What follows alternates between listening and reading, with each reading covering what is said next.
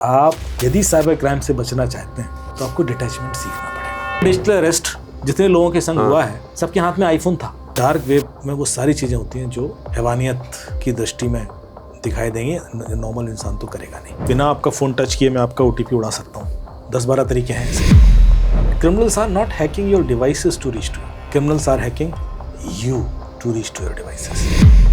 Wifi से किस तरह से फ्रॉड हो सकता है? मैं आप ही के नंबर से आपको कॉल कर सकता हूँ, आप ही को आएगा, आप ही के नंबर से। अरे आप ही के ईमेल से मैं किसी को ईमेल भी कर सकता हूँ। अगर आप ChatGPT से बात कर रहे हैं तो आपने 10 बार, 12 बार, 14 बार बात की। अब जब 15वीं 16वीं बार आप बात करोगे तो उसी इंफॉर्मेशन के आधार पे वो आपको स्मार्टली जवाब देता है। आपने कभी पूछा उससे कि अरविंद को डिस्क्राइब कीजिए? ये तो नहीं पूछा कभी। पूछिएगा, अच्छा, मजा आएगा आपको। अच्छा, आप ChatGPT कब से यूज कर रहे हैं ना, उसका आप पूछना कि डिस्क्राइब अरविंद, आप अपनी ओपिनियन बताना। अच्छा। उसका जो वो छीलेगा ना तो आप ये मान के चलें कि सिर्फ मैं पासवर्ड कॉम्प्लिकेटेड है इसलिए मैं सेफ हूं, तो आप गलती कर।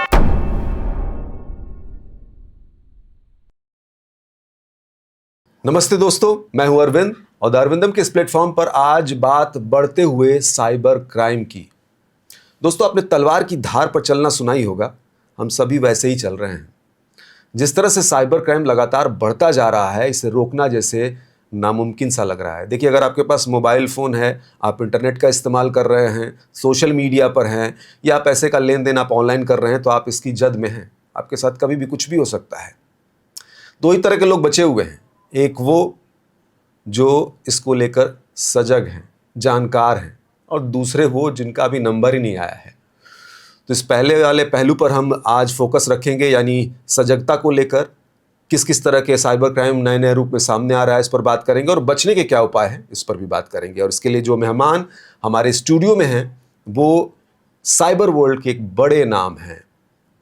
जिस तरह से वो अपना काम कर रहे हैं वो अद्भुत है। देखिए, पुलिस हो या देश की बड़ी एजेंसियां, वो भी इनसे सलाह लेती हैं जब कोई मामला फंसता है। इसके अलावा वो आम लोगों को भी साइबर क्राइम से बचने की सलाह देते हैं, सुझाते हैं।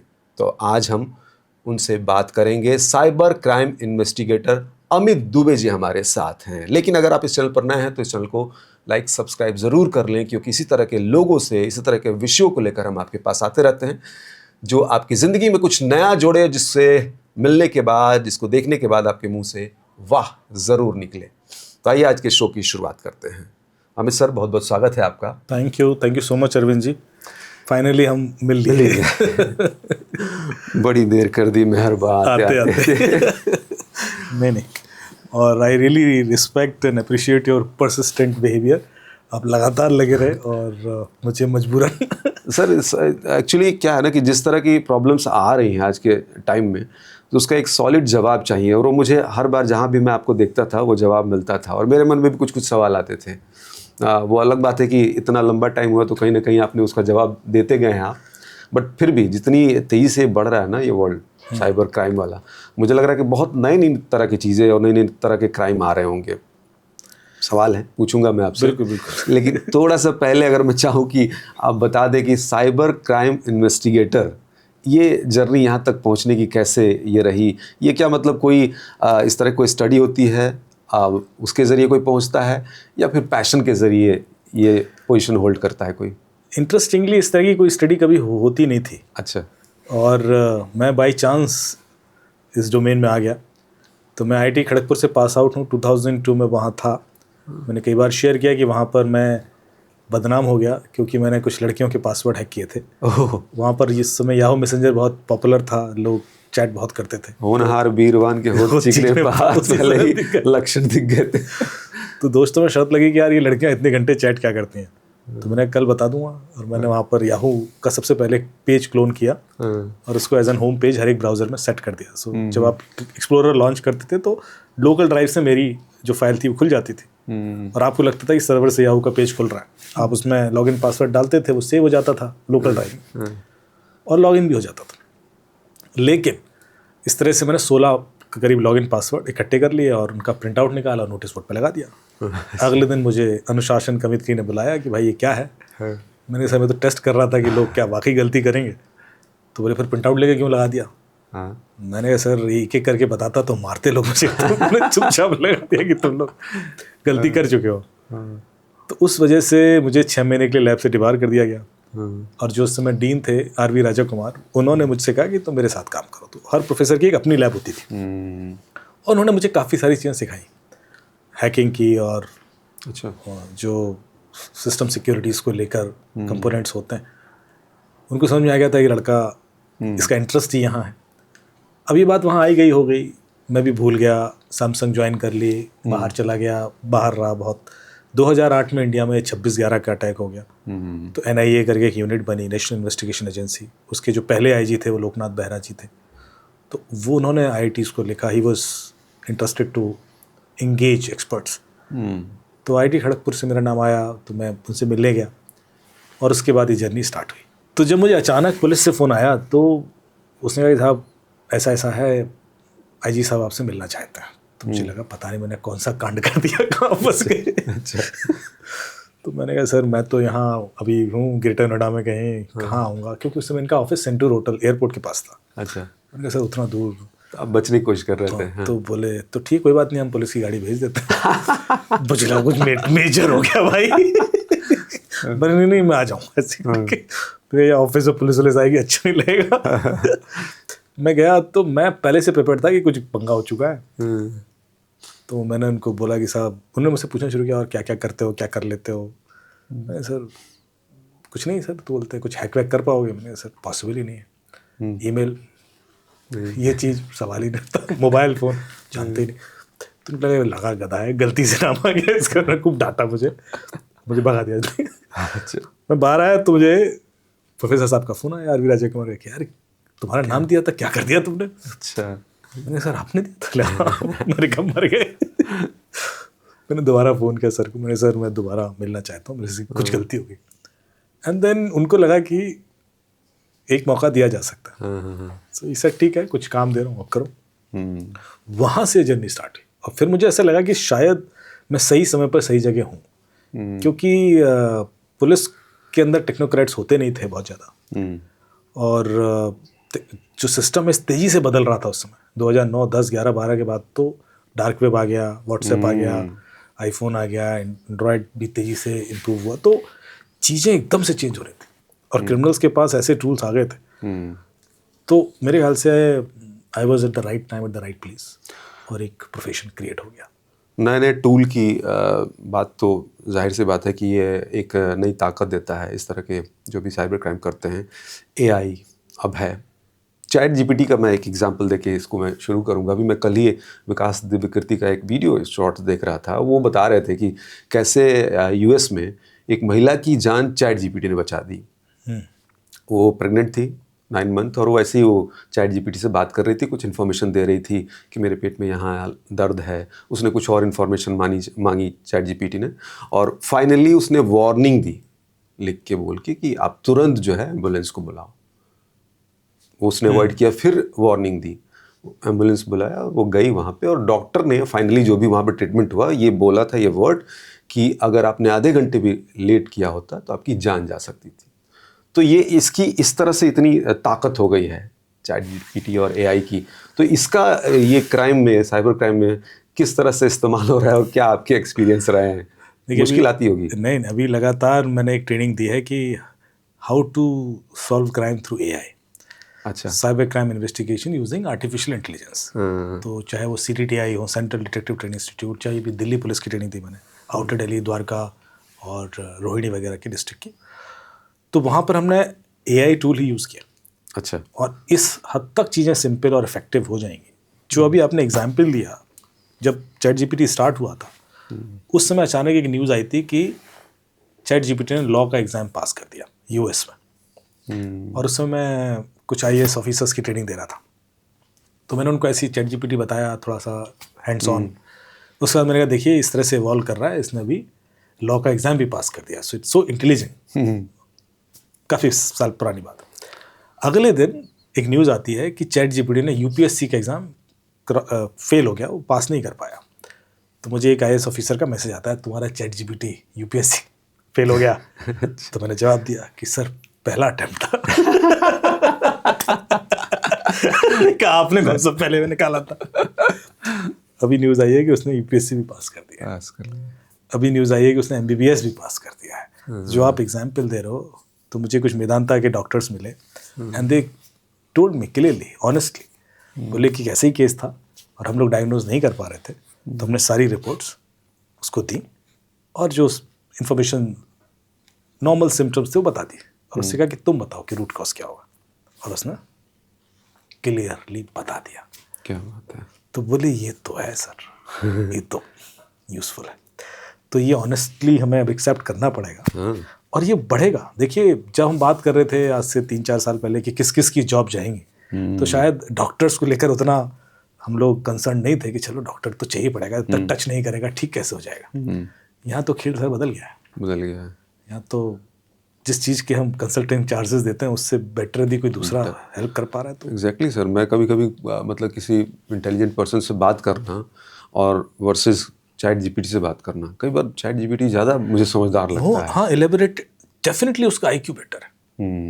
देखिए, एवरेज ह्यूमन आईक्यू से तो ऊपर जा चुका है चैट जीपीटी, क्योंकि उसकी नॉलेज की डाइवर्सिटी, उसकी एनालिसिस, हम शायद एक डोमेन में अच्छे हो सकते हैं, हर चीज़ में अच्छे तो नहीं हो सकते। वो हर चीज़ में अच्छा है। हाँ, उसका जो होलिस्टिक पर्सपेक्टिव आता है ना, मैंने अभी उससे डिस्कशन किया कि क्वांटम फिजिक्स और वेदास में जो जो चीज़ें कॉमन है निकाल के दो, और उसने जो निकाल के दिया मतलब अमेजिंग। एक एक पूरे श्लोक उठाएगा, फिर क्वांटम फिजिक्स का कोट बताएगा, श्रोडिंगर ने क्या कहा था, फिर नील्स बोर ने क्या कहा था, फिर जो भी और साइंटिस्ट हैं, and then how it is so linked and accurate. ये चीज़ इतने इफेक्टिवली आसानी से आप तब तक एनालाइज नहीं कर सकते जब तक आपने वेदास भी ना पढ़े हो और साइंस भी आपने क्वांटम फिजिक्स तक ना पढ़ी हो, मतलब क्लासिकल फिजिक्स में सीधे सीधे क्वांटम। तो ये तो रेयर कॉम्बिनेशन होता है ना किसी साइंटिस्ट का, जो साइंस में पढ़ गया वो नॉर्मली रिलीजियस टेक्स्ट तो ऐसे देखता है कि अब तो ये हमारे काम की बात नहीं है, और जो रिलीजियस टेक्स्ट फॉलो कर रहे हैं वो शायद साइंस उतना डीपली कभी जाएंगे नहीं। तो ये एक बहुत न्यू अपॉर्चुनिटी दिखी मुझे सामने कि एक ऐसा प्लेटफॉर्म है जिसको दोनों चीज़ें उतनी ही शिद्दत से पता है और बड़ी ईमानदारी से उसने निकाल के दे भी दिया। और ये चैलेंज भी तो होता होगा, जैसे मैं एक नॉर्मल सी चीज़ देखूं कि अगर आप चैट जीपीटी से बात कर रहे हैं तो आपने 10 बार 12 बार 14 बार बात की, आपसे उसने कुछ इन्फॉर्मेशन इनपुट लिया उसने, अब जब 15वीं 16वीं बार आप बात करोगे तो उसी इन्फॉर्मेशन के आधार पे वो आपको एक स्मार्टली जवाब देता है। तो ये आपके फ़ोन में है सर। आपने तो कभी, ये फ़ोन भी तो आपने कभी पूछा उससे कि अरविंद को डिस्क्राइब कीजिए? ये तो नहीं पूछा कभी। पूछिएगा, अच्छा, मजा आएगा आपको। अच्छा, आप चैट जीपीटी कब से यूज कर रहे हैं ना, उसका आप पूछना कि डिस्क्राइब अरविंद, आप अपनी ओपिनियन बताना कि ना, एक ईमानदार ओपिनियन, और वो ईमानदार ओपिनियन देगा। उसके बाद वो बहुत पॉजिटिव बोलने लगे ना, तो उसको बोलना कि मुझे नेगेटिव चीज बताओ। अच्छा, उसका जो वो छीलेगा ना फिर मजा आएगा, क्योंकि यार ये क्या है। अच्छा, उसको बहुत कुछ पता है। ये एक आपने ऐसा काम दिया कि पॉडकास्ट के बाद ही मैं करूँगा, क्योंकि मैंने बड़े मजे लिए हैं। मैं अकेले में बड़ी बातें करता हूँ उससे। नहीं, मैं बताऊँ, क्योंकि मैं तो बहुत हेल्प लेता हूँ स्क्रिप्ट लिखने से। मेरे काम डाइवर्स हैं, फिल्म की स्क्रिप्ट लिखने से लेकर, गाने लिखने से लेकर, और म्यूजिक कंपोज करने से लेकर, साइबर क्राइम इन्वेस्टिगेशन से लेकर, स्टोरीज लिखने से। तो मुझे तुरंत रिसर्च चाहिए होती है, मैं वेट नहीं कर सकता कि मैं गूगल करूँगा, फिर ढूंढूंगा, फिर वहाँ पहुँचूँगा। यहाँ तो कंक्रीट विद एविडेंसेस चीज़ें चाहिए मेरे ख्याल से, इतना इफेक्टिवली। अदरवाइज आपको एक्सपर्ट ढूंढेंगे। अभी जब मैं ट्रेनिंग देता हूँ तो मेरी पहली लाइन ये होती है कि मेरी आज की ट्रेनिंग के बाद जिस चीज़ की अहमियत आपकी ज़िंदगी में ख़त्म हो जाएगी वो है मैं। क्योंकि मैं जो बताने वाला हूँ, क्योंकि वो आपको मेरे से अच्छा तो ही बताएगा, ये बता देगा। तो सर मैं यही कह रहा था कि जब ये आपके फ़ोन में ये एक ऐप है जो पड़ा हुआ है, तो ये हम लोग कहते थे कोई अदर ऐप किसी ने इंस्टॉल कर दिया तो जानकारी ले, तो इस तरह से तो इसने भी तो, वो भी तो पूरी जानकारी ले सकता है या लिया होगा, पता नहीं। लिया ही है, सकते की बात ही नहीं है, वो तो ले ही रहा है। वरना वो कैसे कॉन्टेक्चुअल इन्फॉर्मेशन देगा आपको, और उसका पर्पस क्या था, ऐसी क्यों फ्री दिया जा रहा था आपको? सेवा के लिए, दुनिया की सेवा करनी है ओपन एआई को। इस दुनिया में सर एक कॉमन सेंस, अगेन हमेशा बात करता हूँ कि हम लोग बहुत पढ़ लिख लेते हैं, कॉमन सेंस भूल जाते हैं। कोई भी चीज़ फ्री तो होती नहीं है। जब तक आपको समझ में ना आ जाए कि यार इस चीज़ का पर्पस ये है, तब तक उस चीज़ को यूज़ ना करें। और एक बार पर्पस क्लियर है आपको, उसका ये है, डेटा ले रहे हो, तो फिर क्लियर है ना, फिर आपको डर खत्म हो गया ना, फिर झटका तो नहीं रहेगा, शॉक तो नहीं हो गया आप, अरे यार ये तो बताया नहीं था। भाई साहब आप ही इग्नोरेंट थे। तो हर एप्लीकेशन जो आपके फ़ोन में है वो आपका छोटा मोटा डेटा नहीं, ह्यूज डेटा ले रही है। और यदि आपको चेक करना है तो बड़े आराम से आप चेक कर सकते हैं। आप प्ले स्टोर पर जाएं, एप्लीकेशन सर्च करें, वहाँ पर डेटा सिक्योरिटी करके एक ऑप्शन आएगा। जब फेसबुक, इंस्टाग्राम जो भी सर्च करोगे आप, आइकन क्लिक करोगे तो नीचे एक डेटा सिक्योरिटी करके ऑप्शन आएगा, उस पर क्लिक करोगे तो एक ऑप्शन आएगा सी डिटेल्स करके। सी डिटेल्स को क्लिक करोगे तो आप अंदर छुपे हुए उस पेज तक पहुँचोगे जहाँ ये चीज़ बताई जाती है कि वो क्या क्या डेटा आपका ले रहे हैं। अब उस डेटा में होगा क्या, लोकेशन तो बड़ी कॉमन है आज के डेट में। बिना अपनी लोकेशन दिए आप इंटरनेट एक्सेस कर ही नहीं सकते क्योंकि the moment you are connected to internet, the very first thing goes out is your IP address. जिस भी सर्वर से आप कनेक्ट करोगे आपका आईपी तो जाएगा ना, वरना आप सर्विस कैसे लोगे। तो लोकेशन तो गई। आप स्क्रॉल करना शुरू करो, आपकी सारी कॉन्टैक्ट लिस्ट, आपकी सारी फाइल्स, चाहे आपने कहीं से डाउनलोड की हो, आपकी सारी ईमेल, सारे एसएमएस, आपके फ़ोटोज़ सारे, फिर आपके हेल्थ रिकॉर्ड्स, आपके कितना आप सोफे पे बैठते हो, कितना सीढ़ियाँ चढ़ते हो, कितना रन करते हो, based on your age what is your fitness, then your financial records, payment history, credit score, कहाँ से कैश विड्रॉल किया आपने, उसके बाद कहाँ गए, फिर आपका और आगे जाइए आपका एड्रेस, कहाँ आप रहते हैं। आपने कभी फेसबुक को अपना एड्रेस बताया था? कभी कोई एडिट फील्ड ऐसी मिली आपको एड्रेस भरा? नहीं। वो कहता मुझे सबका एड्रेस पता है। और ये चीज़ें भी नहीं बताई होंगी जो मैं ऊपर से बता रहा हूँ कि पेमेंट कब किसको किया आपने, या कैश विड्रॉल कब किया, या अपने हेल्थ रिकॉर्ड तो ना बताते हो, ये तो फ़ोन से जा रहे हैं। फिर उसके आगे वो बताएगा कि मैं आपका रिलीजियस बेंट और आपका पॉलिटिकल आइडियोलॉजी भी जानता हूँ, कि आपने वोट किसको दिया था, और आपका रिलीजन के प्रति आप कितने सॉफ्ट हार्ड लिबरल हैं, या आपका सेक्सुअल ओरिएंटेशन क्या है। अच्छा, वो तो आपने कभी बताया नहीं, कभी आपने किसी फील्ड में भरा था कि मेरा ये है। तो ये वो कैसे, अगर यही सवाल मैं आपसे पूछवाना चाह रहा था, इसीलिए मैं सब बता रहा था। ये कैसे कि जब मैं सब बता रहा हूँ तो आप ये सोच क्यों नहीं रहे हो कि भाई ये चीज़ तो मैंने कभी दी ही नहीं उसको। एग्जैक्टली। और ये सिर्फ इस एप्लीकेशन की बात नहीं कर रहा हूँ मैं, कोई भी एप्लीकेशन उठा के देख लो आप, process which I have told you, follow the same process. और आपको चौंकना आपका लाजमी है कि भाई ये सब डेटा क्यों ले रहा था, और ये तो मैंने कभी दिया ही नहीं। इन द सेंस, एक तो होता है ना कि मैं आपको कह रहा हूँ कि कैमरे का एक्सेस दीजिए, फिर आपने कैमरे का एक्सेस दिया, या आपका माइक्रोफोन का एक्सेस, या आपका एसएमएस का एक्सेस, या आपसे कोई फॉर्म भरवाया, आपने डेटा भरा, तब तो मैं मानता हूँ कि मैंने डेटा मांगा और आपने दिया। कुछ डेटा ऐसा है जो आपसे कभी मांगा ही नहीं गया और आपने कभी दिया ही नहीं, पर मैंने कलेक्ट कर लिया। इसके पीछे बहुत बड़ी रिसर्च होती है कि कैसे मैं आपकी पॉलिटिकल आइडियोलॉजी समझ लेता हूँ, या कैसे मैं आपका रिलीजियस बैंड समझ लेता हूँ। उसके लिए मुझे आपको सुनना पड़ता है 24 घंटे।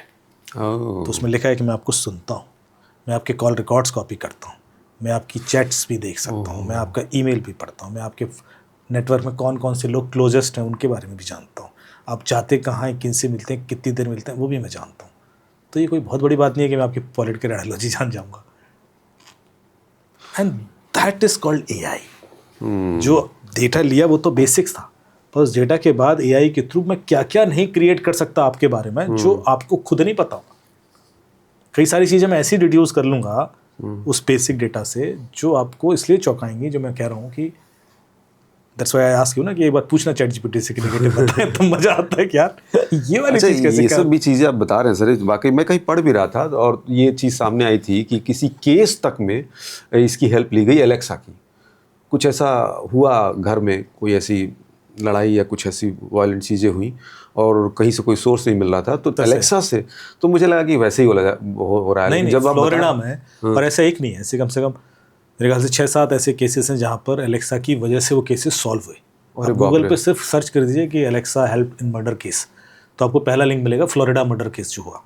एक लेडी का मर्डर हुआ था और उसमें फिर तो कई सारे ऐसे मर्डर केसेस में एलेक्सा से पूछता है। हम लोगों के घर पे तो सर ऐसे खुला रहता है फुल टाइम। तो आप यदि एलेक्सा जब आपने लिया होगा ना, तो एक एप्लीकेशन इंस्टॉल की होगी अपने फ़ोन। उस एप्लीकेशन में जाना, सेटिंग्स में जाना, और वहाँ पर आपको आपके पुराने सारे वॉइसेस सुनने को मिलेंगी जो रिकॉर्डेड है। क्या बोला था, क्या पूछा था, क्या ऑर्डर किया था, क्या वो सब तो रहता है, क्या मजे किए थे आपने, सब आएगा। लेकिन नॉर्मल कॉन्वर्सेशन तो नहीं रिकॉर्ड रहता होगा ना? वो नहीं। अरे यार ये बताइए मुझे, उसको कैसे पता कि कब रिकॉर्ड करना है? तो फुल टाइम करता है। सुनता तो वो हमेशा है ना। जैसे मैं जब इस फोन को बोलता हूँ ओके गूगल, तो ये गूगल लॉन्च कर देता है। इसको कैसे पता मैंने ओके गूगल कब बोला? क्यों आपने बोला वो वाइब्रेट? इसके लिए उसको मुझे 24 घंटे सुनना पड़ेगा। अच्छा, हाँ, एग्जैक्टली। ऐसा तो ना कि जब मैं ओके गूगल खोलूंगा उसके बाद स्टार्ट कैसे हो सकता है जब तक वो 24 घंटे नहीं सुन रहा है। बेसिक ट्रू बेसिक समझिए ना। हाँ। तभी तो उसको अच्छा ओके गूगल नहीं बोला, ओके अभी कुछ नहीं करना, अभी नहीं उसको कुछ करना, हाँ बोल दिया अब करना है। इसके लिए आपको मुझे 24 घंटे सुनना ही पड़ेगा, वरना आप ओके गूगल करके कोई चीज़ लॉन्च कैसे कर लोगे? आपने कोई बटन नहीं दबाया है, कुछ नहीं किया, आपने सिर्फ एक ओके गूगल बोला, लॉन्च हो गया। सो ऑल दीज डिवाइसेस जो कमांड पे चल रही हैं वो 24 घंटे तो सुनती ही है, उसमें कोई डाउट नहीं है। अब सवाल आती है कि वो रिकॉर्ड वाला इसलिए करती हूँ कि उस प्रोफाइलिंग कर रहे हैं आपके लिए। तो जब मर्डर केस में कोई क्लू नहीं मिल रहा था तो FBI ने एलेक्सा को लिखा, क्योंकि वहाँ एलेक्सा पड़ा हुआ था कि भाई शायद इसने कुछ सुना है तो बता दीजिए। तो अमेज़ॉन ने लिखा कि नहीं साहब, हम तो कुछ सुनते नहीं, हम तो सिर्फ कमांड एक्टिवेट करते हैं और हमारे पास तो कोई रिकॉर्डिंग मिलेगी नहीं, ऐसे करके जवाब दे दिया। तो FBI ने इनके सारे पेटेंट डॉक्यूमेंट देखे कि ये बनता कैसे, चलता कैसे है।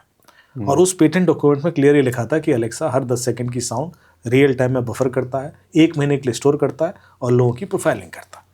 ये उसमें लिखा हुआ था। उसके बेस पर बहुत सारी चीज़ें ऑफर होती हैं उस यूज़र को, उसके इंटरेस्ट, उसके चॉइसेस, उसके एस्पिरेशन सब डिसाइड होता है। तो उन्होंने कहा ये तो आपने ये लिखा हुआ है, तो ये तो प्री प्लान्ड हो गया फिर तो कोई। उसके बाद वो डॉक्यूमेंट कैलिफोर्निया कोर्ट में सबमिट किया गया। उसके बाद कैलिफोर्निया कोर्ट ने ऑर्डर किया अमेज़ॉन को कि भैया दीजिए रिकॉर्डिंग, जब आपने इसमें लिखा है तो करते हैं ना आप। और उन्होंने दी, और उसके बाद वो केस सॉल्व हुआ, क्योंकि उसमें वारी आवाज़ें सुनाई थी जो उस दिन थे। अब आप एलेक्सा है आपके घर में, उससे जाके कहना एलेक्सा हु एम आई, तो वो बता देगा कि आप अरविंद हैं, तुरंत बताएगा कि दिस यू आर अरविंद। आपने कितने शब्द बोले, हु एम आई, 3 शब्द सुनकर कोई आपको रियल टाइम में करोड़ों लोगों में पहचान ले। ऐसा कौन सा डेटाबेस आज की डेट में अवेलेबल है? किस पुलिस वाले या एजेंसी के पास है नहीं है ना। लोगों की रिकॉर्डिंग्स पड़ी हुई हैं फोरेंसिक लैब में 6-6 महीने की से चल रहा है, जांच चल रही है, और अभी तक डिसाइड नहीं कर पाया कि नेताजी बोल रहे थे कोई और बोल रहा था। और आप देखिए अलेक्सा आपको 3 शब्द में पहचान रहा है। यहाँ भी वो AI वाली टेक्नोलॉजी अलेक्सा के साथ है। This all is AI, this all is AI। तो अलेक्सा तो थोड़ा पहले से चल रहा है, और कुछ बेसिक्स डेटा साइंस तो सब जगह यूज हो रही थी। AI ऐसा नहीं कि AI आज बन गया है, AI चर्चा में भी आया है, 60 साल से चल रहा है इसका रिसर्च। और चैन AI के बाद झटका लगना शुरू हुआ लोगों को। होता क्या है, इसके लिए इसके पीछे एक लॉ होता है जिसको बोलते हैं मूड्स लॉ, कि कोई भी टेक्नोलॉजी जब इवॉल्व करती है तो पहले लीनियरली करती है, तो उसमें जो चेंजेस आते हैं वो आपको ऑब्जर्व नहीं होते, एक लेवल पे जाके वो एक्सपोनेंशियल हो जाती है। जब एक्सपोनेंशियल हो जाते हैं तो आप झटका लगना शुरू होता है आपको कि हर दिन कुछ हो रहा होता है। So technology has evolved to that level that every month now you will be shocked with some new innovation research, and ये जेन AI के बाद होना शुरू हुआ, क्योंकि हमने यहाँ से वो कर्व टच कर लिया। साइबर क्राइम में सर न्यू इनोवेशन की एक बार ज़रा बताइए। बाकी तो जनरली तमाम चीज़ें मैं पूछूंगा ही जो लोगों से जुड़ी हुई है, जो जानना चाहते हैं। आपको चैलेंजिंग क्या लग रहा है अभी आज के टाइम में? बहुत आपका वास्ता पड़ता है, हर तरह के एजेंसीज के पास जाते हैं, गवर्नमेंट के लिए भी काम करते हैं।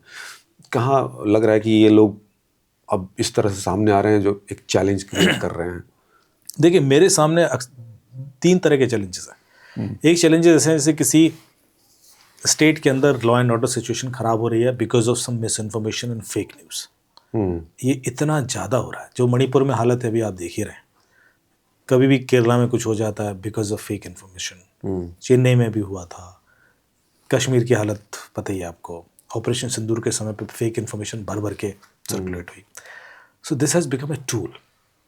ये जेन AI है, किसी का भी कुछ भी दिखा दो आप, रिलीजियसली लोगों की भावनाएं भड़का दो, कम्युनिटीज़ की भावनाएं भड़का दो, किसी भी लैंग्वेज में कर सकते हैं आप।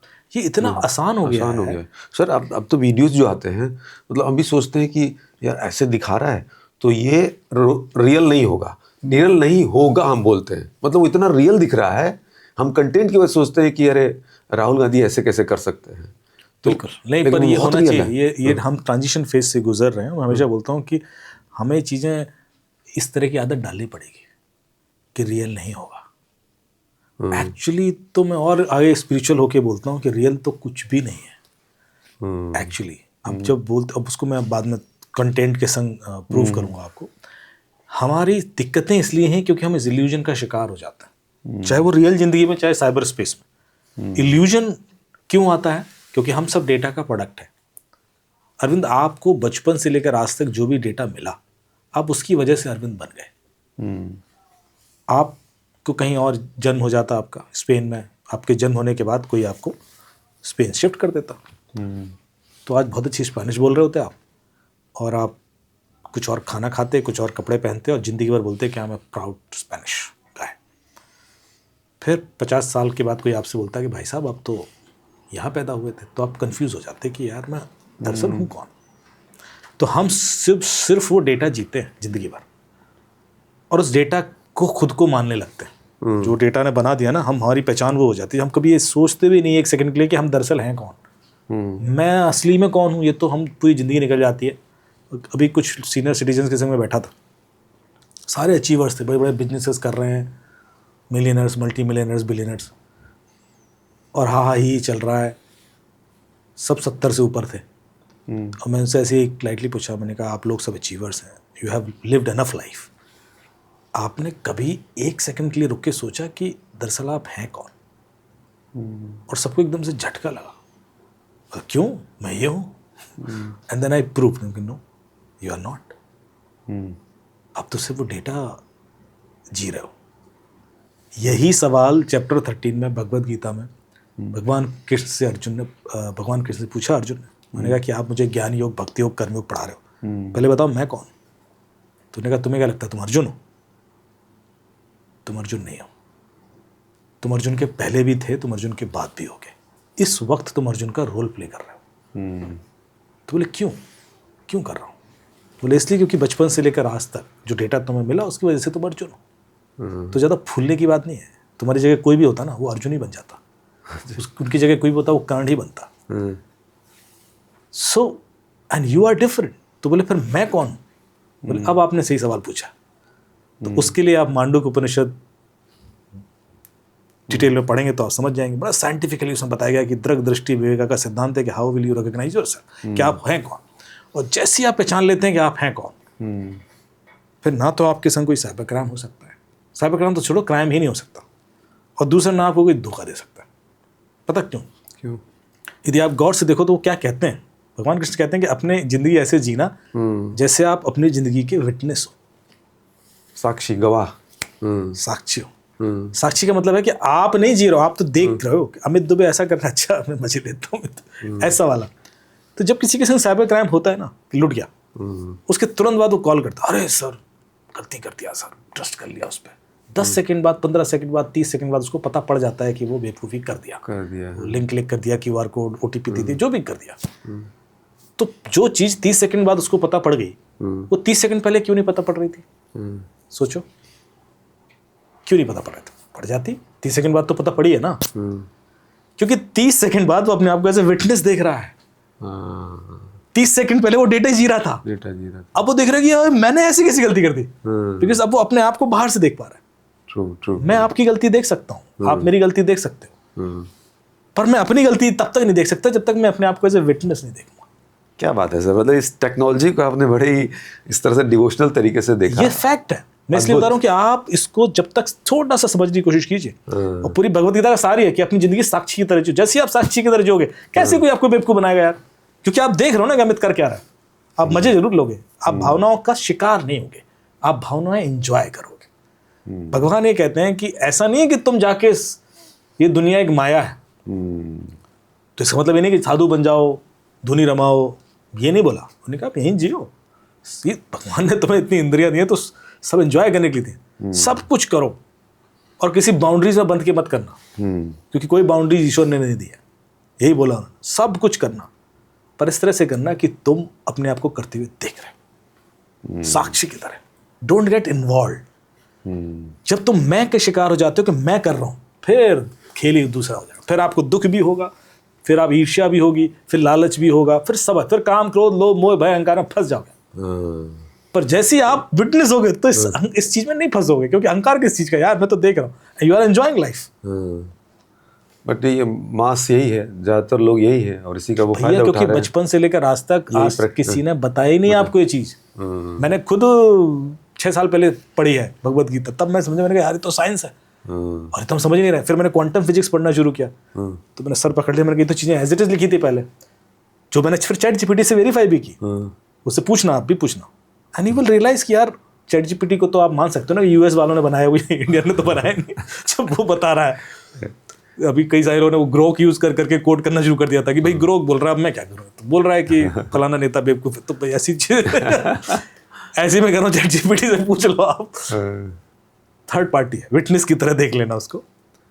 मैं जो यहाँ बोलना चाह रहा था कि काम, क्रोध, लोभ, मोह, अहंकार, 5 चीजें हैं। जितने क्राइम हो रहे हैं, क्योंकि साइबर क्राइम को मैं कोई अलग वर्ल्ड का क्राइम मानते ही नहीं, मैं कहता हूँ इसी वही क्राइम है जो हो रहा था, हजारों सालों से हो रहा था। साइबर स्पेस से वो आसान हो गया है। धोखा देना क्या पहले नहीं होता था? साइबर क्राइम समेट दिया जाता, धोखा दिया जा रहा है। किस साइबर स्पेस की वजह से? बिकॉज यू ट्रस्ट, बिकॉज उस कॉलर पे ट्रस्ट कर रहे हो आप, या उस ईमेल पे ट्रस्ट कर रहे हो, या उस व्हाट्सएप मैसेज पे ट्रस्ट कर रहे हो। वरना कोई कैसे क्या कर लेगा, घर में बैठ गए आप, फोन बंद है, तो कैसे साइबर क्राइम हो जाएगा? लेकिन वो धोखा देने का एक टूल मिल गया उनको, क्योंकि you are trusting on a mechanism. वो ट्रस्ट बंद कर दो, 0 ट्रस्ट हो गया तो होगा ही नहीं, इतनी सी बात है। वरना ट्रेन में भी वो सुंघा के लूट लेते थे क्योंकि आप ट्रस्ट कर लेते थे, खिला के लूट लेते थे क्योंकि आप ट्रस्ट कर लेते थे, रोड पे लूट लेते क्योंकि आप ट्रस्ट कर लेते थे, गाड़ी रोक दी, ट्रस्ट ही तो कारण था। सो काम, क्रोध, लोभ, मोह, अहंकार, 5 कमजोरियां हैं जिससे सारे वर्ल्ड के क्राइम होते हैं। इसमें कहीं भय है क्या? क्यों नहीं है? भय तो होता है, भय से भी क्राइम होते हैं। डिस्ट्रेस तो भय से ही होता था, तो भाई क्यों नहीं बोला भगवान ने? जब 5 चीजें बोली दी थी तो 6वां भी बोल देते कि भैया एक और भी है, सॉरी, ऐसा भी तो हो सकता था। काम, क्रोध, लोभ, मोह, अहंकार, 5 ही बोले। Lust, anger, greed, faction, attachment and ego. पता क्यों नहीं बोला? क्यों? क्योंकि इस श्लोक के तुरंत बाद एक और श्लोक आता है, उसमें कहा गया है कि सारे भय का कारण मोह है। दुनिया में जितने भी डर है ना आपके, उसका जो रूट कॉज है वो अटैचमेंट। मेरी पोजीशन, मेरा इन्फ्लुएंस, मेरा ज्ञान, जैसे आप उससे अटैच हो गए ना, आप डरने लगते हो।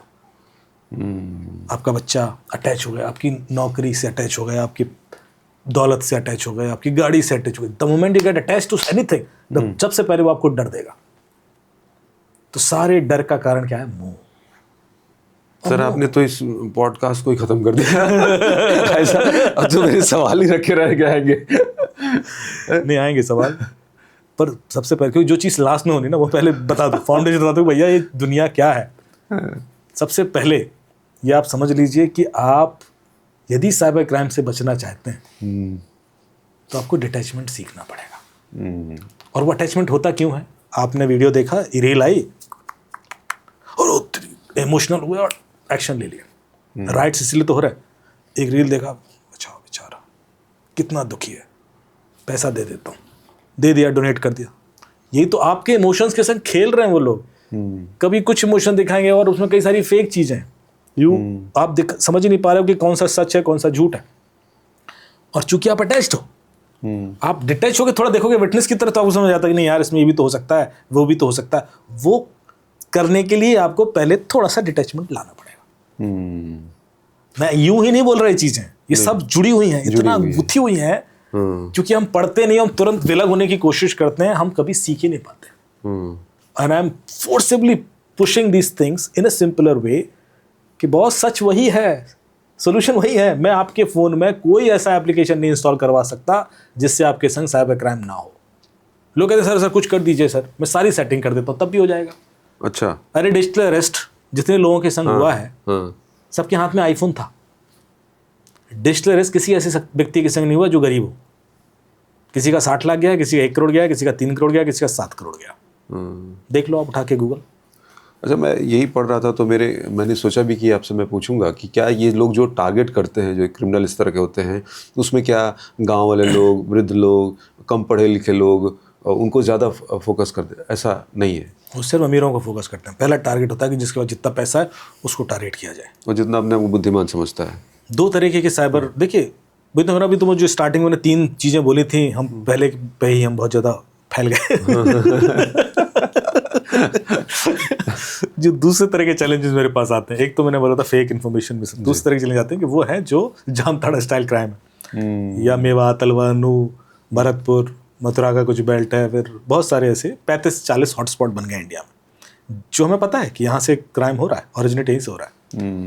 आप कहोगे कि जब पता है तो जाके पकड़ क्यों नहीं लेते? हाँ, तो जाके हम पकड़ लेते हैं, उठा लेते हैं, पर हम प्रूव कैसे करें कि इसी बंदे ने क्राइम किया? अच्छा, नहीं होता। ये वो जानते हैं अच्छी तरह से। हम नहीं, आपको आप खुद ही बताता हूँ कैसे प्रूव करोगे। जब कोई बंदा साइबर क्राइम कर रहा है, उसको कम से कम 3 चीज़ें चाहिए। एक सिम कार्ड चाहिए जो उसके नाम पे नहीं होना चाहिए, ठीक। एक बैंक अकाउंट चाहिए जो उसके नाम पे नहीं होना चाहिए, एक फ़ोन चाहिए जो उसने कभी पहले यूज़ नहीं किया है, वरना पकड़ा जाएगा ना। पुराने यूजर्स तो मैं देख ही लूँगा। सिम कार्ड उसको अब सप्लाई होता है, किसी और व्यक्ति के नाम पे सिम कार्ड लेके उसको दिया जाता है। बैंक अकाउंट किसी और व्यक्ति का होता है, म्यूल अकाउंट जिसको हम बोलते हैं। अब म्यूल अकाउंट क्रिएट करने के कई सारे तरीके हैं। अच्छा, कई बार लोग खुद ही अपना अकाउंट दे देते हैं कि भैया 10% रख लेना, 90% दे देना, तो लालच में अपना अकाउंट दे दिया, फंस गए। तीसरा है फ़ोन, वो चोरी का उठाते हैं। तो जब ना उसका फ़ोन है, ना बैंक अकाउंट है, ना सिम है, उसने पैसे लिए, उस अकाउंट में ट्रांसफ़र किया और निकाल दिए, चाइना भेज दिया, क्रिप्टो करेंसी ले ली, अमेजॉन गिफ्ट कार्ड ले लिए, एप्पल कार्ड ले लिए, कुछ गेमिंग करेंसी ले ली, लेके बाहर भेज दिया। अब आपने गेमिंग करेंसी ले लिया, रोबक्स, और बाहर भेज दिए। अब कैसे ढूंढोगे क्रिमिनल को? गेमिंग करेंसी किस अकाउंट से ले गई? जिसके अकाउंट से ले गई वो बंदा तो उड़ीसा का किसान है, वो कह रहा है यार मेरे नाम से अकाउंट चल रहा था, मुझे पता ही नहीं था। अब आपको पता है कि यार ये कांड का आईपी एड्रेस तो मेवात से आ रहा है, तो उठा लेते हैं मेवात में जाके, उठा लिया आपने। कोर्ट में कैसे प्रूव करोगे कि इसी ने किया है? उसके नाम पे तो कुछ भी नहीं है। ये ग्राउंड रियलिटी है। तो मतलब वो अच्छी तरह से जानते हैं, इसीलिए इस तरह से वो बेफिक्र रहते हैं। कई बार मैंने सुना कि वो इससे ज़्यादा करते हैं। अभी तो मैंने वो चीज़ें बताई नहीं जो वो लोग कर रहे हैं। They are so well trained and planned कि आप लॉ एनफोर्समेंट एजेंसीज या पुलिस के लिए ये चीज़ इतनी डिफिकल्ट हो जाती है कई बार। और जब बंदा लुटता है और थाने में जाता है तो उसको तो लगता है कि जाओ जाके उठाओ, फ़ोन तो चल रहा है, फ़ोन तो चल रहा है, बात कर रहे हो आदमी, जाके उठा क्यों नहीं लेते? उसका प्रेशर ही होता है। मुझे भी कॉल आता है, हमें जी अभी तो फ़ोन चल रहा है। मैंने कहा हाँ साहब फ़ोन चल रहा है, आपको पता है वो लाओस में बैठा है। अच्छा, मैंने कहा लगाओ फ़ोन, नॉर्मल कॉल उठ रहा है? नहीं, व्हाट्सएप पे बात हो रही है। व्हाट्सएप चल रहा है लाओस से, जाओ जाके उठा लो। दुबई से उठ रहा है, यहाँ से हो रहा है। लाओस में कॉल सेंटर चल रहे हैं जिसमें इंडियंस को लेकर जाया गया है, उनको टॉर्चर किया जाता है, खाना नहीं दिया जाता, मारा पीटा जाता है, और उन्हीं के थ्रू क्राइम कराया जा रहा है। उनको टारगेट दिए जाते हैं कि आज तुम्हें इतना टारगेट पूरा करना होगा, वरना पैसा वो खाने को नहीं मिलेगा। अच्छा, they are slaves, working like slaves. और उनके संग, हाँ। तो सर ये आपको ये इस तरह का भी सामने चीज़ आई कि अगर आप बता रहे हैं कि वेल ट्रेंड हैं, इतना नेटवर्किंग इतनी स्ट्रांग है, तो कुछ बड़े लोग भी इन्वॉल्व हों, जैसे कट की बात आप कर रहे थे, तो पैसे और उसके वजह से। अब पता है कितना बड़ा क्राइम है साइबर क्राइम इंडिया में? साइबर फ्रॉड जो होता है मेरे हिसाब से करीब 1 लाख करोड़ का है साल का। जब कोई 1 लाख करोड़ की इंडस्ट्री खड़ी हो जाती है तो फिर हर तरह की फैसिलिटी मिलना शुरू हो जाती है, हर तरह की बातें ही खत्म हो जाती। तो अब कोई बड़ा छोटा उसमें नहीं होता, जहाँ पैसा आ जाता है ना। जब डार्क वेब की हम बात करते हैं, कहते जब डार्क वेब इतना ख़राब है, गलत है, इलीगल है, तो बंद क्यों नहीं कर देते? क्योंकि ये $1 ट्रिलियन इकॉनमी है, कैसे बंद कर दोगे? डार्क वेब थोड़ा सा एक बार दर्शकों के लिए बता दें। जितना हम लोग जानते हैं कि डार्क वेब ऐसी जगह है जहाँ उनकी कोई अपनी आइडेंटिटी नहीं है, उनको ट्रस्ट नहीं कह सकता, और वहाँ सारे इलीगल काम होते हैं, यही है? मैंने तो सुना है कि वहाँ पे मतलब किसी का मर्डर करना तो वो भी सुपारी भी ली जाती है। ये तो बहुत छोटी चीज़ है, छोटी चीज़ है। ये तो आप पहले लेवल पे मिल जाएगा आपको, ऐसे कॉन्टैक्ट किलर वेबसाइट्स भर भर के। अच्छा, तो जो इतना इंटरनेट आपने आज तक एक्सेस किया है वो एक्चुअल इंटरनेट का 3% है। 97% इंटरनेट आज तक आपने देखा ही नहीं। अच्छा, उसमें 90% डीप वेब है और 7% डार्क वेब है। अब 7% जो वो डार्क वेब है जिसके बारे में हम बात कर रहे हैं, उसमें घुसने के लिए आपको कुछ स्पेशल टूल्स चाहिए होते हैं। उसमें वेबसाइट ऐसी नहीं होती .com, .in, .org ऐसी नहीं होती। उसमें वेबसाइट होती है .onion, ONIO। और उसके जो डोमेन नेम होते हैं वो भी ऐसे नहीं होते कि आप याद रख सकें। 16 कैरेक्टर से 56 कैरेक्टर तक के रैंडम नंबर होते हैं डोमेन नेम। .onion मतलब जैसे प्याज के छिलके होते हैं, वैसे उसकी लेयर होती है। ACDB 3 4 5 6 EZZBZ .onion ऐसे करके होगा एक डोमेन। अब उसको याद ही नहीं रख सकते आप। प्याज के छिलके क्यों बोला जाता है इसको? क्योंकि जो कम्युनिकेशन का प्रोटोकॉल है वो टॉर प्रोटोकॉल है। वो इस तरीके से होता है जैसे नॉर्मल TCP/IP कम्युनिकेशन आप करोगे जो नॉर्मल इंटरनेट में होता है, तो उसमें पहले कनेक्शन बनेगा या शॉर्टेस्ट पाथ फर्स्ट के थ्रू रूटिंग होगी। इसमें ऐसा नहीं होता। इसमें peer to peer data transfer होगा, दैट टू इनक्रिप्टेड, और सोर्स से डेस्टिनेशन के बीच में इतनी लेयर्स क्रिएट हो जाएंगी प्याज के छिलकों की तरह कि ना डेस्टिनेशन को पता होगा कि सोर्स कौन है, ना सोर्स को पता होगा कि डेस्टिनेशन कौन है। So it is design in such a way कि इसमें जब आप एक्सेस करते हो तो आप छुप जाते हो, एनोनिमस हो जाते हो, किसी को नहीं पता होता कि ये कौन व्यक्ति है। तो उसमें जब भी कोई ऐसी पावर किसी इंसान को दे जाए कि वो छुप जाए तो उसके अंदर का हैवान बाहर आ जाता है। तो डार्क वेब में वो सारी चीज़ें होती हैं जो हैवानियत की दृष्टि में दिखाई देंगी, नॉर्मल इंसान तो करेगा नहीं। और ये सारी चीज़ें ना एक इंटरेस्टिंग तरीके से स्टार्ट हुई। 2008 का साल याद है आपको? उसमें 5 बड़ी बड़ी चीज़ें हुई। एक उसी के आसपास डार्क वेब स्टार्ट हुआ। डार्क वेब पहले हो गया था 93 के आसपास, लेकिन ओपन हो गया पब्लिकली 2008 के आसपास। अच्छा। Community based. और उसी दौरान बिटकॉइन आया, उसी दौरान आईफोन लॉन्च हुआ, और उसी दौरान व्हाट्सएप आया, उसी दौरान 26/11 का अटैक हो गया इंडिया में, और उसी दौरान मुझे जो आपने बताई घुसना पड़ा। मैं बता रहा हूँ ये सारी चीज़ें यूं ही नहीं थी, ये कनेक्टेड है। यदि आपको मैं एक डार्क वेब जैसा कोई क्रिएट कर दूं एरिया जहां आप छुप कर कुछ भी कर पाएँ, कॉन्टेक्ट किलर हायर कर लें, ड्रग्स खरीद लें, गन्स खरीद लें, हैकर्स अरेंज कर लें, डेटा चुरा लें, लोगों को किडनैप करा लें, कुछ भी करें, ऐसे बहुत सारी चीज़ें हैं, कॉन्स्पिरेसी कर लें, वहाँ पैसे वैसे कैसे लेन देन होता है? तो फिर आप पैसा कैसे देंगे? हाँ। आपने काम तो दे दिया। हाँ। तो उसके लिए आपको एक ऐसी करेंसी चाहिए थी जो छुप के पेमेंट हो जाए, इसलिए बिटकॉइन आया। Bitcoin. So bitcoin is design in such a way कि आप जब बिटकॉइन में पेमेंट करते हैं तो आपकी आइडेंटिटी छुपी होती है। अच्छा। पता ही नहीं पड़ता, इसलिए दोनों लिंक्ड हैं, जो मैं ऐसे नहीं बोल रहा। डार्क वेब स्टार्ट होना और उसी समय बिटकॉइन आना ये कोइंसिडेंस नहीं है। तो इसका मतलब है कि जो लोग डार्क वेब स्टार्ट किए हैं और जो लोग बिटकॉइन स्टार्ट किए हैं वो आपस में मिले हुए हैं, जितना दिख रहा है सच उतना और ये आपको पता ही नहीं है। और सुनिए, और जो लोग आईफोन स्टार्ट किए हैं, आईफोन आपको कैसे दिया गया? मोस्ट सिक्योर है, गवर्नमेंट भी नहीं क्रैक कर सकती है, और पासवर्ड तो कोई क्रैक ही नहीं करेगा। इसीलिए जब आईफोन चोरी हो जाता है तो बाजार में बिकता नहीं है, क्योंकि वो अनलॉक तो होगा नहीं हुआ। उसके पार्ट्स बिकते हैं। उसका भी तरीका है, क्योंकि आपके फ़ोन का स्क्रीन टूट गया, अब आप गए गफ्फार मार्केट में ठीक कराने। हाँ। आप आईफोन के सर्विस सेंटर पर जाओगे तो आपसे वो 25,000 30,000 रुपये ले लेगा, और उधर जाओगे 10,000 में कर देगा। आईफोन के सर्विस सेंटर में आपको फ़ोन छोड़ना पड़ेगा, 1 हफ्ते बाद देगा वो और ये 5 मिनट में करके दे देगा। क्या क्या खेल हो रहा है, बाप रे बाप। तो ये सारे जो आईफोन चोरी होते हैं इनके पार्ट्स बिकते हैं, क्योंकि क्रैक नहीं हो रहा। अब ये चीज़ क्रिमिनल को चाहिए, मुझे एक ऐसा फ़ोन चाहिए जिसमें मैं कुछ भी पाप करूं, कभी पकड़ा गया तो कुछ होना नहीं चाहिए।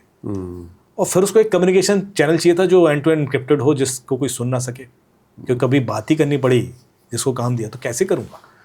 डार्क वेब पे सर मेरा एक सवाल आ रहा है। तो व्हाट्सएप आया, मैं चारों चीज़ें पहले कनेक्ट कर दूँ सर, एक इसलिए व्हाट्सएप दिया गया आपको। अच्छा, वो उसका भी कनेक्शन है? अरे आप तभी तो जल्दीबाजी कर गए ना आप। तसल्ली से सुनिए, कहानी बड़ी इंटरेस्टिंग है। डार्क वेब ताकि आप इलीगल काम कर सकें, फिर आपको पैसा चाहिए तो बिटकॉइन दिया, फिर आपको एक डिवाइस चाहिए आईफोन आ गया। कल के दिन आप ये बुकिंग कर रहे हो, कॉन्टैक्ट किलर कर रहे हो, तो भाई कल के दिन उसमें कोई ट्रेस ना छूट जाए, तो आईफोन दे दिया, कोई बात नहीं, कोई क्रैक नहीं कर पाएगा।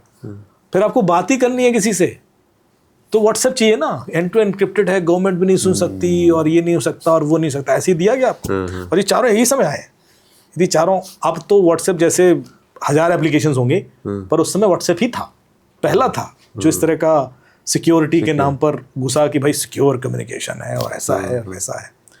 ये चारों चीज़ें यूं ही नहीं हो रही थी। अब इससे बड़ी बात बोल रहा हूँ मैं, इससे भी बड़ी जो आप नहीं नोटिस कर रहे हो। यदि ये चारों चीज़ें यूं ही नहीं हो रही थी तो फिर ये जो 4 चीज़ें चारों देश विश्व के अलग अलग कोनों में हो रही थी, ये 4 अलग अलग लोग हो ही नहीं सकते। ओह, जो आपका नजर नहीं जा रही है, इसके पीछे एक ही खोपड़ी होगी। ये चीज़ समझने की है। जब कोई कहता है कि सिग्नल सेफ है कि नहीं है और टेलीग्राम सेफ है कि नहीं है और ये सेफ, आप बेसिक सीखिए ना। सिग्नल जब व्हाट्सएप पे सवाल खड़े हुए तो आप सिग्नल पे मूव कर गए। कभी आपने सोचा सिग्नल किसने बनाया है? गूगल कीजिए, सिग्नल का फाउंडर वही है जिसने व्हाट्सएप बनाया था, ब्रायन एक्टन, सेम आदमी। तो फिर थोड़ा तो रिसर्च करनी ही चाहिए थी। ये कहानी एक्चुअली यदि हम समझ गए जो बेसिक्स हैं तो हमारे इतने सारे सवालों के जवाब मिल जाएंगे अपने आप। I don't need to say that. अब आप सवाल पूछिए।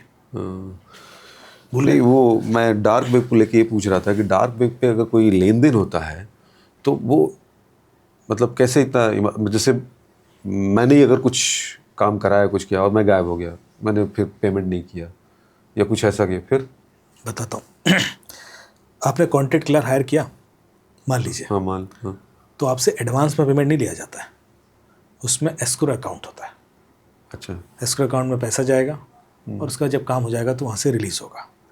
फिर ये फैसिलिटी भी है कि आपको एस्क्रो अकाउंट में भी पैसा नहीं डालने, मत डालिए, आप काम दे दीजिए, काम हो जाएगा। अच्छा, पैसे तो हम ले ही लेंगे आपसे। ले लेंगे मतलब? जो व्यक्ति आपकी एक फ़ोटो देने पर किसी को मार सकता है वो आपसे 5 लाख रुपए नहीं ले सकता। ये तो मैं भी सोचूंगा। आप इतने स्मार्ट हो जाओगे, पैसे नहीं दोगे। जो व्यक्ति आपके कहने पर किसी का डिवाइस हैक कर रहा है उसका पैसा मार जाओगे आप। अब सोचो, काम ऐसा है ना ये दुनिया। आपको पता है कि जो हवाला जितना बिजनेस है ना सब ट्रस्ट पे चलता है। आपने कैश दे दिया उसको, उसने कहा साहब रोमानिया पहुंचा देना, रोमानिया पहुंच जाएगा। आज तक कभी ऐसा हुआ कि नहीं पहुंचाओ?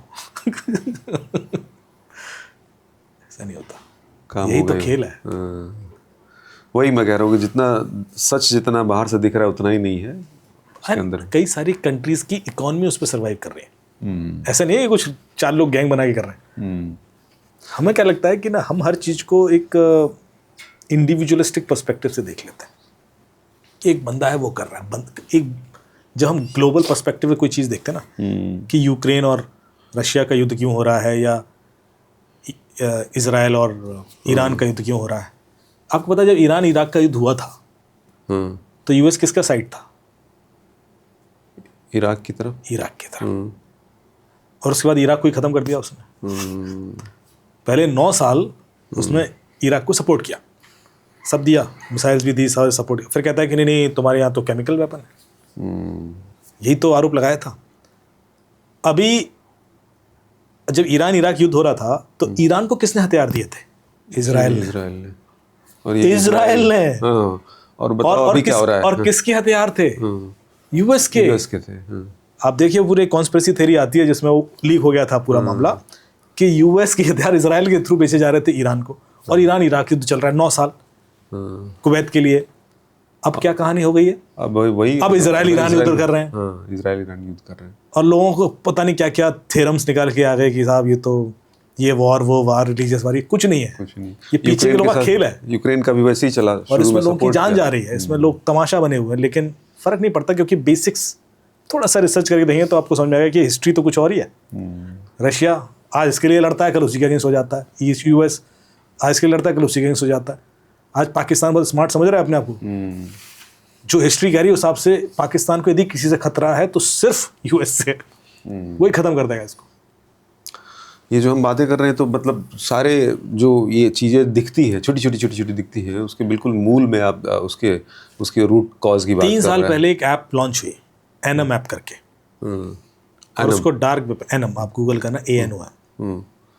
उसको डार्क वेब पे प्रमोट किया गया कि ये दुनिया की सबसे सिक्योर चैट कम्युनिकेशन ऐप है। अच्छा। मिलिट्री गेट सिक्योरिटी, कोई गवर्नमेंट इसको, क्योंकि व्हाट्सएप पे सवाल खड़े हुए थे तब तक, तो पेगासस का हल्ला हो गया था। एनम ऐप सब ने यूज़ करनी शुरू कर दी, सारे क्रिमिनल एनम पे आ गए। डार्क वेब पे एनम प्रमोट हो रही है। पिछले साल FBI ने 8 कंट्रीज में रेड डाली एक साथ और करीब $16 बिलियन का असेट कॉन्फिस्केट किया। Drugs, gold, crypto currencies, luxury cards, हर तरह के एसेट्स जितने हैं। क्यों? क्योंकि एनम ऐप FBI ने बनाई थी। उनको डार्क वेब पे एक बंदा मिला, उसको कूटा उन्होंने, उसका गेम को थोड़ा बड़ा बनाते हैं। एक ऐप है, इसको प्रमोट करो, तुम्हारी क्रेडिबिलिटी है, तुम तो ऑलरेडी ड्रग वग बेचते हो, इसको प्रमोट करो, और इसको हर फोन में होना चाहिए। उसको प्रमोट किया गया 1 साल। जब वो हर जगह पहुंच गई तो फिर अगले साल उसको पूरा मॉनिटर किया गया और फिर धप्पा कर दिया। कैसे ट्रस्ट करोगे आप? और फिर आप कहते हो कि सिग्नल सेफ है कि टेलीग्राम सेफ है कि आप किस ऐप को किस बेस पर सेफ बोलने वाले? व्हाट्सएप को लेकर सर क्या है, मतलब नॉर्मली आम लोग या ऑफिसेज में मैं देखता हूँ कि मोस्टली लोग अब कॉल करना हो चाहे वो करना हो, एक ये भी वजह रही व्हाट्सएप कॉल को लेके कि भाई कोई उसको रिकॉर्ड नहीं करता है तो थोड़ा वो सेफ है। एक्चुअल चीज़ें क्या हैं उन आम लोगों के लिए, ज़रा आप बताएं।